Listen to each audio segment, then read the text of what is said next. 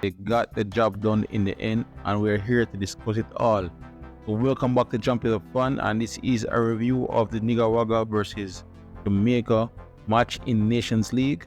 And we have to start as usual right away with what we was given as the starting lineup. Yeah, man. So it looked like 4-4-2 on paper, but honestly, in practice, it ended up turning out to be what was essentially a 4-2-3-1. We saw Williams lead the line with Gray, Reed, and MAGEE. Yes, Terry MAGEE is a start. Behind him, then Anderson and Latabadier in that midfield pivot. And then on left back is Lay, and then Pinnock and Low in mid centre back, and then Gray at right back. And of course, Captain Andre Blake was in goal. So when the game this time, he was placed majority of the time alongside Low and Pinnock in the back, like on Parks back three, and then Anderson will be the one that will try to take the ball when necessary. So you know, not just you can see how pivotal Bobby Reid is to the whole McLaren wants to play. He does do a lot of the grunt work, and while he may not be the smoothest ball player on the pitch, he does get himself into decent positions that will cause threat to the opposing defense. And Romario Williams, who was playing his first game in some time, actually I thought grew in the game and did much better and hold the ball. But a lot of times when we're trying to go forward, we're being chopped down or point. And again, it was good work by the likes of MAGEE and Bobby Reid to give us the goal. Now, after that, we were a bit sloppy on the defensive side. We allowed the Nicaraguans to come back into the game as they pushed tempo to try get an equalizer before the end of the half. And I thought we not necessarily panicked, but I think we rushed a lot more of our clearances and were less settled on the ball and tried find Romario Williams to hold the balls straight from Andre Blake's kickoffs. But it played into the hands of the Nicaraguans who, they elected majority of the time to come in on their favorite foot and shoot from far. It seemed they were definitely up for the fight.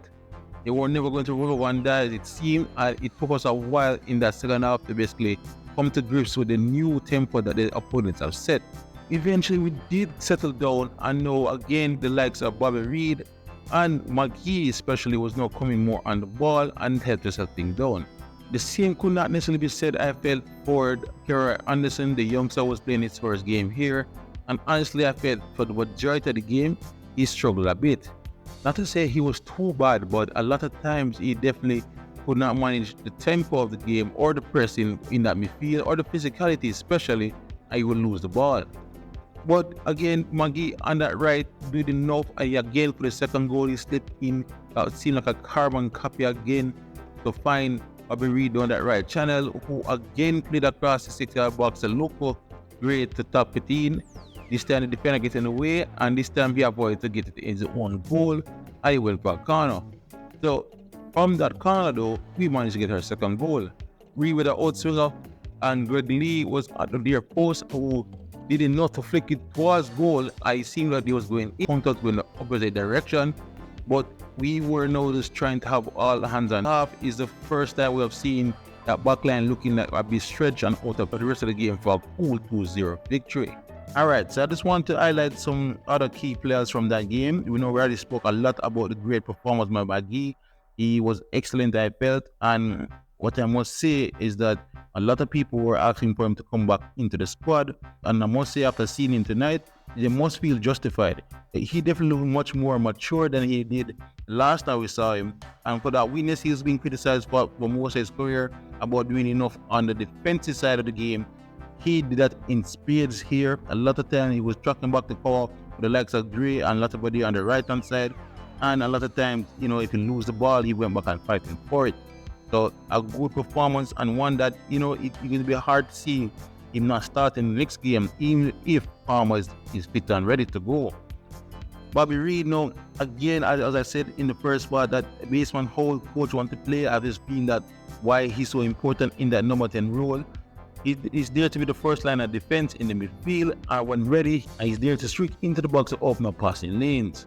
One other player I wanted to highlight a bit is Tavon Gray. Listen, I was there in the National Stadium when we played that game against Dominican Republic. I thought he was one of the worst players in that first half.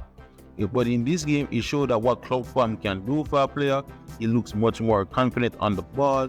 I look more assured of what he should be doing, especially in the defensive side of the game. He had a decent game, no complaints from me. And the final person I want to highlight, of course, is Damian Lowe.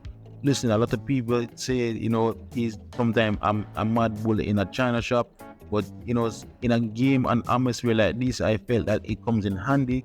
He definitely is a traditional Concacaf defender, and sometimes you have to fight fire with fire. So when the other opponents are coming with their bit of dark cards, we definitely have our own player with a 1 and 2 tricks up his sleeve. So I felt Low had a decent game, and Pinnock alongside him had a decent game.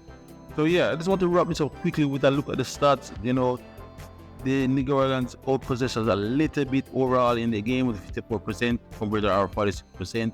And that's mostly because towards the end of the game, they tried their best to get back into it. That's highlighted by the fact that they outshot us by total shots. They're 17 compared to our 7. As I said, they basically look to take any pop shots Sam can get from outside the box.